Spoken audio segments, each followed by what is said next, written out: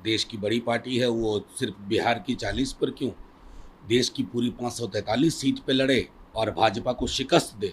इससे बेहतर क्या हो सकता है। लेकिन मैं समझता हूँ कि कोई भी बयान से पूर्व ज़मीनी आकलन, उसका मूल्यांकन बेहद आवश्यक है, अन्यथा इस तरह के बयान मायने नहीं रखते।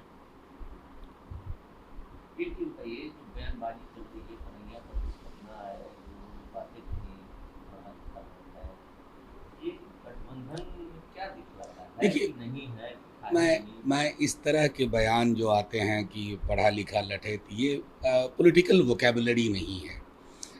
ना हमारे दल ने कभी किसी के लिए इस्तेमाल किया है इतने बड़े राजनीतिक जीवन में। मैं सिर्फ इतना कह सकता हूँ, उनको शुभकामनाएं देता हूँ, और मैं क्या हूँ, मैं क्या नहीं हूँ, इसका मूल्यांकन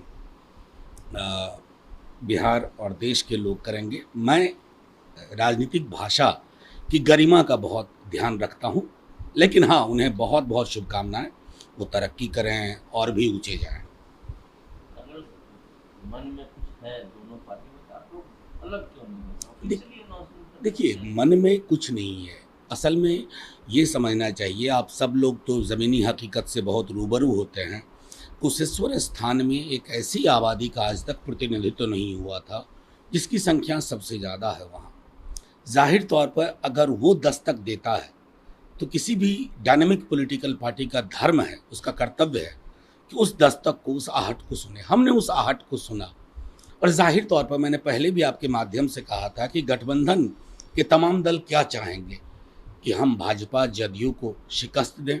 अगर वो उद्देश्य है, तो उद्देश्य की पूर्ति देखिए, ना कि आप ये छोटी छोटी चीज़ों में जहां आपको चुप हो जाना चाहिए था, वहां बयानबाजी करना। इस बात को लेकर संयुक्त किसान मोर्चा ने डिमांड किया है कि अजय मिश्रा ट्रेनिंग का डिसमिसल हो।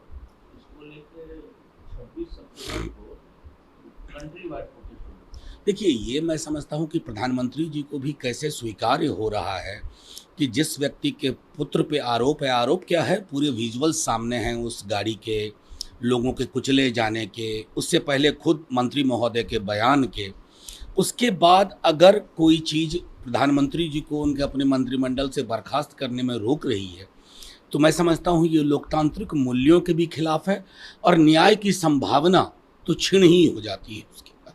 प्रधानमंत्री ने कहा है, इंश्योर कीजिए कि वीआईपी कल्चर वैक्सीन ड्राइव को ओवरटेक नहीं करे, और इसको कभी फेस्टिवल सीजन में नीचे नहीं होने देना है। देखिए, मैं सीधे तौर पे कहता हूँ, वैक्सीनेशन 100 करोड़ वैक्सीनेशन एक उपलब्धि है, लेकिन वीआईपी कल्चर तो ख़त्म नहीं हुआ। हमने तो कई सारे विजुअल्स देखे हैं वीआईपी कल्चर के, नंबर एक। नंबर दो, ये जो बार बार कहते हैं मुफ्त वैक्सीन, ये वेलफेयर स्टेट की गरिमा को चोट पहुंचाता है। एक वेलफेयर स्टेट में कोई भी चीज़ मुफ्त नहीं हुआ करती है। लोगों ने उसके लिए एक स्टेक है उनका, ये राज्य की प्रतिबद्धता होती है। तो ये मुफ्त कह करके ना हम अपने नागरिकों को बौना बनाने की कोशिश करते हैं। मैं प्रधानमंत्री जी से आग्रह करूंगा कि ये मुफ्त वैक्सीन की शब्दावली को खारिज किया जाए। ये टीएमसी ने आरोप लगाया है कि फ्री वैक्सीनेशन की बात हो रही है। देखिए, फ्री वैक्सीनेशन को लेकर के मैंने सदन में भी कहा था कि ये फ्री वैक्सीनेशन एक्चुअली फ्री है नहीं। इसको आप अगर इसकी पड़ताल में जाएं, एक तो कई सारे लोगों ने पेमेंट किया है अपने वैक्सीन का, तो आप इसे फ्री वैक्सीनेशन कैसे कहते हैं? और अगर फ्री है तो रीइंबर्समेंट की व्यवस्था कर दीजिए। जाहिर तौर पर वैक्सीनेशन ड्राइव अपने आप में हमारी उपलब्धि हो सकता था, उसमें फ्री शब्द जोड़ करके ना, ये अनावश्यक हमने इश्तहारबाजी में हम चले गए हैं। बड़े बड़े कटआउट, थैंक यू फलाना जी, थैंक यू चिलाना जी। किसी भी देश में, दुनिया के किसी भी देश में आप इस तरह की इश्तहारबाजी नहीं देखेंगे। हम क्यों कर रहे हैं इस तरह की इश्तहारबाजी? क्या हमारे पास इस तरह ऐसी संवेदनाएं हमारी हो गई हैं?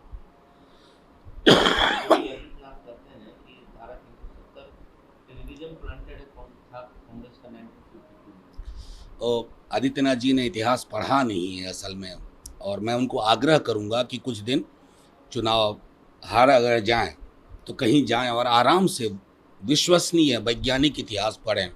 वो जो नागपुर वैरायटी का जो पतले पतले 40 पेज की किताब उन्होंने पढ़ी है ना, वो मिथ पे आधारित, कल्पना पे आधारित। थोड़ा उनको पढ़ने की ज़रूरत है, ताकि उनका भी भला हो और उनके फॉलोअर्स का भी भला हो। अमित शाह 3 दिवसीय दौरे पर कश्मीर। देखिए, जाहिर तौर पर जिस तरह की घटनाएं अभी हो रही थी कश्मीर में, गृहमंत्री जी को जाना ही चाहिए था। बस मैं इतना चाहूँगा कि रेटोरिकल नहीं हो। अगर आप कहते हैं दिल्ली से बैठ कर के कि स्थिति सामान्य है, तो वो सामान्य उस स्कूल की प्रिंसिपल को लगना चाहिए। हमारे बिहार के जो लोग वहाँ मारे गए, उनको भी सामान्य लगना चाहिए। दिल्ली से बैठ के बड़ी इमारतों से सामान्य बोलना और कश्मीर में सामान्य महसूस करना वहाँ के नागरिकों का, आम आवाम का, उसमें बहुत बड़ा फ़र्क है। उस फ़र्क को अगर हम दूर नहीं कर पाते हैं ना, तो आने वाला इतिहास हमें माफ़ नहीं करेगा।